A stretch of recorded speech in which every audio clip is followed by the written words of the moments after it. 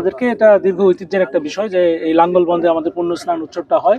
পুণ্যার্থী হিন্দু ভাই বোন দেশ বিদেশ থেকে এখানে আসেন আসলে।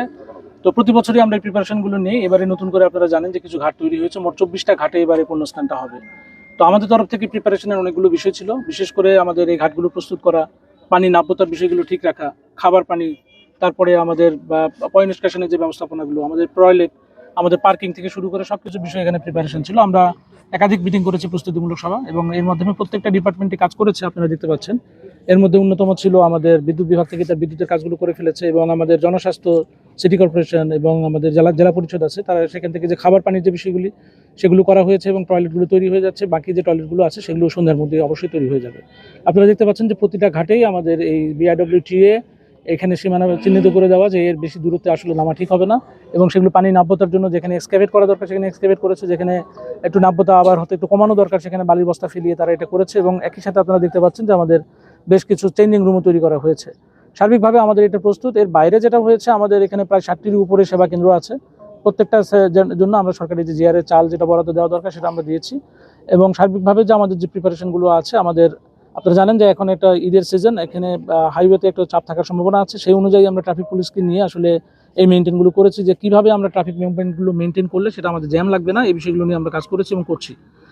আর এখানে যারা আপনার বিভিন্ন আইন শৃঙ্খলা রিলেটেড যে বিষয়গুলি আছে, আপনারা শুনেছেন যে প্রায় 1100-র মতো পুলিশ এখানে কাজ করবে, তার সাথে 600-র মতো আনসার সদস্য থাকছে। এবং আমাদের যারা এই পূজা উদযাপন সাথে যারা জড়িত কমিটিগুলো, তাদের থেকে দেওয়া নিজস্ব ভলেন্টিয়ার আছে, প্লাস হচ্ছে গিয়ে বিএনপি থেকেও 250 ভলেন্টিয়ারের কথা আপনারা শুনেছেন। এবং সিটি কর্পোরেশনের পরিচ্ছন্নতা কর্মীরা থাকবে, এবং আমাদের যে লোকাল যে চেয়ারম্যান সাহেব আছেন ইউনিয়ন পরিষদে, তার লোকজন থাকবে। সবকিছু মিলে কিন্তু বিশাল একটা কর্মী বাহিনী। আমরা চেষ্টা করছি পুরো স্থানটা আলোকিত করা, যাতে করে যারা একটু চুরি ছিনতাই বা এই সমস্ত বিষয়ে যারা চিন্তা ভাবনা করেন তাদেরকে প্রতিহত করার একটা চেষ্টা আমাদের আগে থেকে থাকবে। এখানে 2টা ওয়াচ টাওয়ার থাকছে, যার মাধ্যমে আমরা এই উপর থেকে বিষয়গুলো দেখব। আমরা সার্বক্ষণিকভাবে তটস্থ আছি। জেলা পরিষদ থেকে একজন এডিসি এবং 2জন ম্যাজিস্ট্রেট সবসময় এখানে দায়িত্ব পালন করবে 24 ঘন্টায়। তো সেই হিসাবে এবং পুলিশ সদস্য এবং আনসার এবং প্রয়োজনে এখানে সেনাবাহিনীর একটা ইউনিটও হয়তো আশেপাশেটা হলে থাকবে, র্যাব থেকে শুরু করে অন্যান্য আইন শৃঙ্খলা বাহিনীগুলো এখানে থাকবে। এবং আমাদের ট্রাফিক ম্যানেজমেন্টের যে বিষয়গুলো সেগুলো আমরা সিরিয়াসলি দেখছি। তো সবকিছু মিলিয়ে আমাদের যে প্রিপারেশনগুলো সেগুলো আছে। আমরা আন্তরিকভাবে ধন্যবাদ জানাই সরকারের সকল দপ্তরকে, বিশেষ করে আমাদের সিভিল সার্জন মহোদয় এখানে দর্শকদের বিশেষ একটা হাসপাতালও এখানে ব্যবস্থা করছেন, এবং এখানে মেডিকেল টিমও থাকবে, এবং সার্বক্ষণিকভাবে সবকিছু আমাদের মনিটরের ভিতরে থাকবে। এবং আপনারা জানেন যে ভিতরে যাতে অসুস্থ মানুষের মুভমেন্টের জন্য আমাদের কিছু রিক্সার ব্যবস্থা করা হচ্ছে, যারা শুধু ওই কটা রিক্সার ভিতরে ঢুকতে পারবে, যারা অসুস্থ অথবা যারা পায়ে সরাসরি হাঁটতে পারেন না, অর্থাৎ যারা একটু তুলনামূলকভাবে কম অক্ষম শারীরিকভাবে, যারা অ্যাম্বুলেন্স থাকবে 6টি। এবং সবকিছু মিলিয়ে আমাদের এই প্রিপারেশনগুলো সবই আছে। এখন বাকিটা আমরা পুণ্যার্থীদের আসা অপেক্ষায়। আমাদের একটাই অনুরোধ থাকবে, যাতে ভিড় বা চাপ না লাগে। যে একটা অনাকাঙ্ক্ষিত ঘটনা ঘটেছিল প্রায় 7-8 বছর আগে, আমরা এটার ব্যাপারে খুবই কনসার্ন যাতে এই ধরনের কোনো ঘটনা না ঘটে। এখন আমাদের ইনফ্রাস্ট্রাকচার তুলনামূলক ভালো, আমাদের ঘাটগুলো রেডি।